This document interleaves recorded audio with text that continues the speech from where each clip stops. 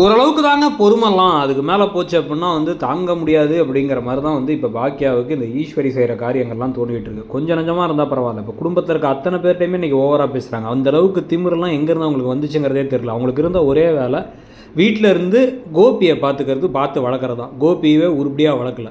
ஆனால் இன்றைக்கி ஏதோ வந்து என்னையும் எதிர்த்து பேசுறியா பாக்கியா அப்படின்ட்டு இந்த பக்கம் எழில சினிமாக்காரங்கிறாங்க, பொறுமையின் சிகரம்னு சொல்லிட்டு வந்து செடியனை கலாய்க்கிறாங்க.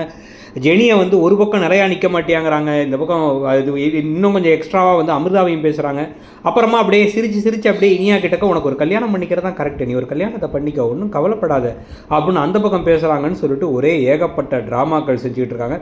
இத்தனை ட்ராமா, இத்தனை பிரச்சனை, இத்தனை இடையில வந்து பார்த்தீங்கன்னா இப்போ இனியாவுக்கு கண்டிப்பாக இந்த மாதிரி ஒரு கல்யாணம் நடக்காது, நீ கவலைப்படாத அப்படின்னு வாக்குறுதி கொடுக்குறாங்க பாக்கியா. இது ஒரு பக்கம்னா, இன்னொரு பக்கம் வந்து பார்த்தீங்க அப்படின்னா வந்து செல்வியோட வீட்டில் அவங்க தங்கச்சி தம்பியெல்லாம் கோவப்படுறாங்க. அந்த ஆகாஷோட தங்கச்சி தம்பியெல்லாம் அங்கேயும் போய் பாக்கியா இதுக்கப்புறம் இந்த மாதிரிலாம் நடக்காதுன்னு வாக்குறுதியை கொடுத்துட்டு இதுக்கப்புறம் இந்த நிச்சயதார்த்தத்தை எப்படி நிறுத்த போகிறாங்க, வாயை மூடுங்க அத்தைன்னு சொல்லிட்டு அவங்க அத்தை வாயை எப்படி அடைக்க போகிறாங்கிறதான் பார்க்கணும். நீங்கள் நினைக்கிறீங்கிறத சொல்லுங்கள். தேங்க்யூ.